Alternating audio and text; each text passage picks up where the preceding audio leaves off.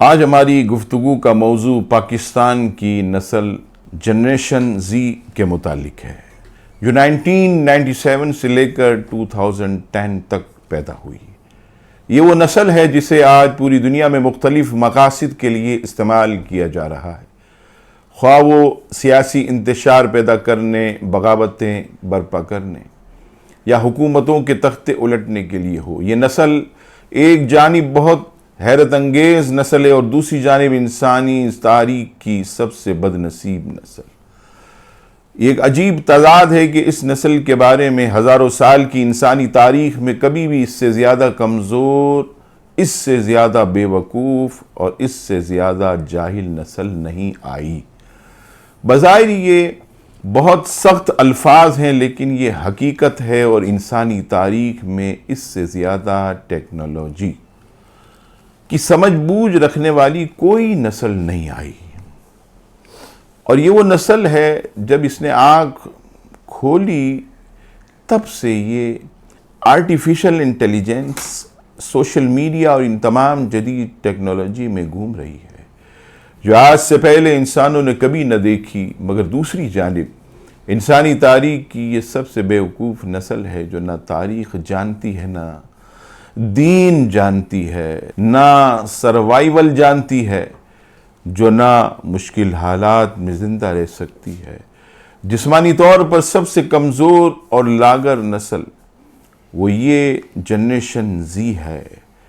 یہ ایک عجیب و غریب کمبینیشن، ایک جانب یہ بہت شارپ ہے ذہنی طور پر کمپیوٹرز کے حوالے سے، جیسے آرٹیفیشل انٹیلیجنس کے حوالے سے، اور کرپٹو کرنسی کا استعمال کرنا یہ جانتے ہیں۔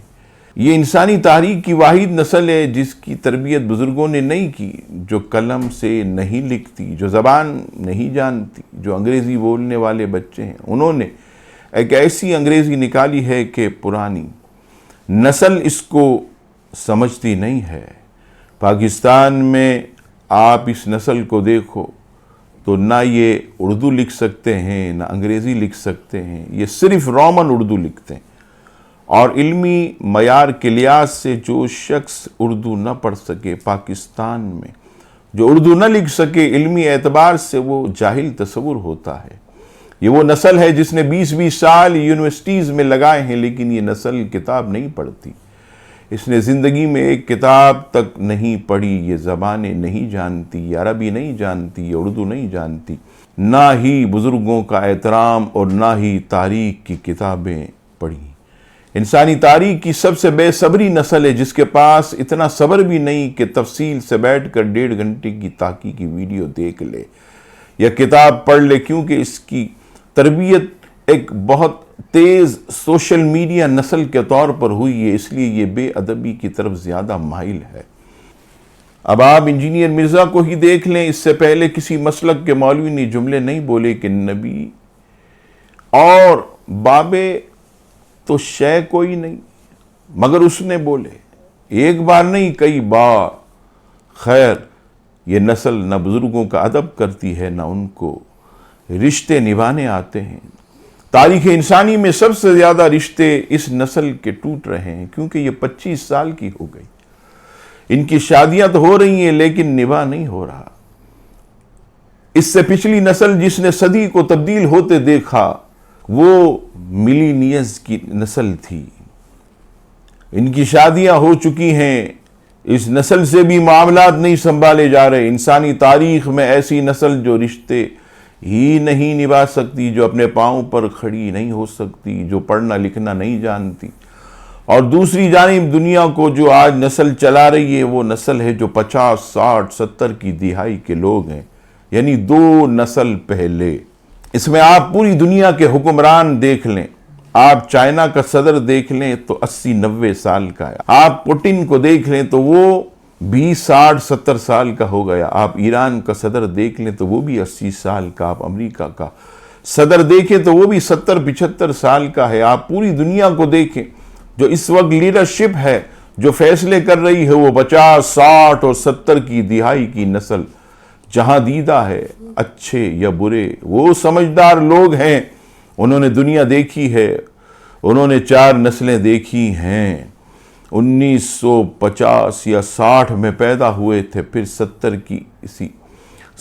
کی 80 کی 90 کی دہائی، پھر 21ویں صدی، پھر 21ویں صدی کے 50 سال انہوں نے گزار لیے، اور اب وہ دنیا کی حکمرانی کر رہے ہیں، چاہے تباہی مچائیں یا اچھائی کریں، لیکن دنیا کے نظام کو چلانے کے لیے جو تجربہ چاہیے، جو لوگوں سے معاملات طے کرنے ہیں، کس طرح حالات کو سنبھالنا ہے، یہ تجربہ اسی نسل کے پاس ہے جو آپ سے 2 نسل بڑی ہے۔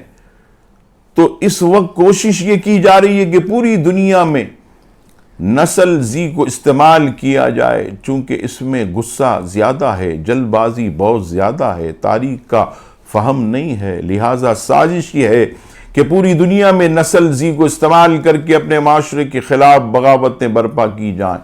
مثال دی جاتی ہے کہ دیکھیے سری لنکا میں انقلاب آ گیا تو بنگلہ دیش میں انقلاب آیا، اس سے پہلے شام میں انقلاب برپا کیا گیا تھا۔ یہ سب نسل زی کو استعمال کیا گیا۔ نسل زی کے نوجوانوں کو ہم مخاطب کر کے آج یہی بات سمجھانے کی کوشش کر رہے ہیں کہ دیکھو اللہ کریم نے ایک جانب تم کو انتہائی صلاحیتیں دی، تم وہ علم جانتے ہو جو پچھلی نسلیں نہ جانتی تھی، یعنی جو میری نسل کے لوگ ہیں جو 60 اور 70 کی دہائی میں پیدا ہوئے، ہم لوگوں کے لیے آرٹیفیشل انٹیلیجنس کو سمجھنا، بلاک چین کو سمجھنا بہت مشکل کام ہے۔ ہمیں اپنے آپ کو بالکل زیرو سے ری پروگرام کرنا پڑتا ہے۔ ان کو سمجھنے کے لیے ہم کو کوشش کرتے ہیں، حتیٰ کہ ڈرون اڑانا اور ویڈیو گیم کھیلنا بھی بہت مشکل کام ہے۔ یہ وہ علم ہے جو اس نسل کے لیے نیچرل ہے، کیونکہ یہ پیدا ہوئی ہے video game, smart phone, drone technology اور آرٹیفیشل انٹیلیجنس کے دور میں۔ ڈرون اڑانا، ویڈیو گیم کھیلنا، کمپیوٹرز اور ٹیکنالوجی اور ایپلیکیشن بنانا اس نسل کے لیے یہ کوئی مسئلہ نہیں ہے، لیکن چونکہ یہ سارے کام گھر میں بیٹھ کر ہوتے، لہٰذا اس کا اثر یہ ہوا کہ انسانوں سے تعلقات منقطع ہو گئے، اور ساتھ والے کمرے میں ماں باپ یا بھائی اور بہن سے بات بھی کرتے ہیں تو واٹس ایپ پہ بات کرتے ہیں، اٹھ کے نہیں جاتے۔ ان کی زندگی سوشل میڈیا اور انٹرنیٹ کے گرد گھومتی ہے۔ اگر انٹرنیٹ بند ہو جائے تو اس نسل کا صبر ختم ہو جاتا ہے، اور انہیں سمجھ نہیں آئے گا کہ کیا کریں۔ یہ نسل شاید گھریلو کام کاج جیسے بجلی کا بلب تبدیل کرنا، غسل خانے کا نل کا ٹھیک نہیں کر سکتی، جانور ذبح کرنا تو دور کی بات ہے۔ یہ وہ نسل ہے جس کو اتنا کنفیوز کر دیا گیا، اس کے تعلیمی نظام کے ذریعے اس کو یہ پتہ نہیں کہ یہ جینڈر آئیڈینٹی کیا ہے۔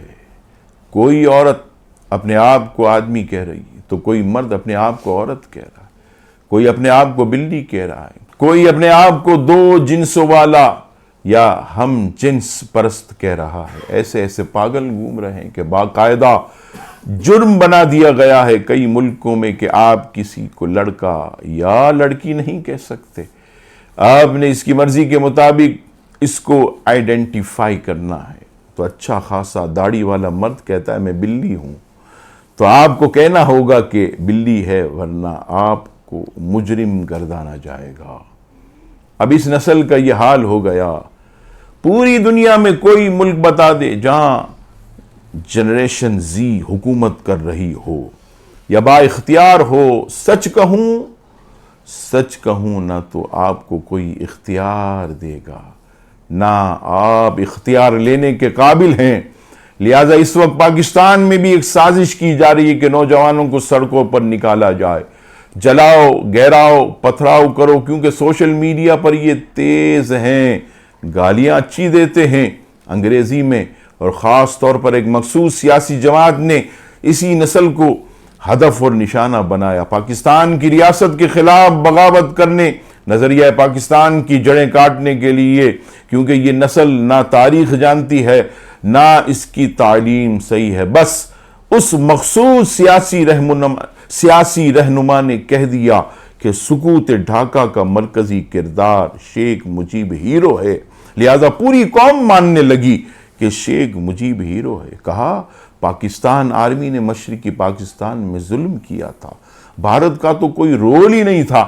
یہ سارے کم عقل ماننا شروع ہو گئے کہ طالبان ہمارے بچے ہیں، یہ پوری قوم کہنے لگی طالبان ہمارے بچے ہیں، طالبان مجاہدین ہیں۔ لہٰذا وہ اس وقت کی جوان نسل کو ضرورت ہے کہ بزرگوں کے ساتھ مل کر کام کریں، ان سے سیکھیں، ان بزرگوں سے کہیں کہ اپنی زندگی کے تجربات اور نصیحتیں دیں۔ ہر بزرگ اپنی جگہ پر ایک کتاب ہوتا ہے، 60 70 80 کے سال کے تجربے اس کے پاس ہوتے ہیں، وہ سنیں اور سیکھیں۔ اس نسل نے بزرگوں کے پاس بیٹھنا بند کر دیا، بیٹھتے ہیں تو مقابلے کے لیے بیٹھتے ہیں، سیکھنے کے لیے نہیں بیٹھتے، اور یہی ان کی ہلاکت کی وجہ بن جائے گی۔ اگر آج جنگیں اور تباہ کاریاں شروع ہو گئیں اور یہ نسل اسی طرح رہی جیسا کہ آج ہے، تو جہاں یہ 30% ختم ہو چکی ہے وہاں 100% ختم ہو جائے گی۔ پوری نسل ہی انسانیت کے صفحات میں سے غائب ہو جائے گی، کیونکہ اس نے وقت پر نصیحت نہیں سنی، اس کو استعمال کیا گیا۔ یہ تاریخ دین اور بزرگوں کا ادب نہیں جانتی ہے اور صرف اپنے غصے سے بھری رہتی ہے۔ یہ نسل جلد بازی میں انٹرنیٹ، سوشل میڈیا کے ہاتھوں استعمال ہو گئی ہے، ان کمپنیوں اور اداروں کے ہاتھوں جنہوں نے سیاسی مقاصد کے لیے ان کو ضائع کر دیا۔ اگر یہ نسل اپنے بزرگوں کے خلاف کھڑی ہوگی تو نامراد اور ناکام رہے گی۔ لہٰذا اس نسل کو اپنے بزرگوں سے استفادہ کرنا اور مطالعہ کرنا، تحقیقی کتابیں پڑھنا، اپنے آپ پہ غور و فکر کرنا، اور بالخصوص دنیاوی تعلیم کے ساتھ ساتھ علم دین بھی حاصل کرنا ہوگا، جب ہی یہ نسل کامیاب ہو پائے گی۔ اللہ کریم آپ کا اور ہم سب کا حامی و ناصر ہو، آمین۔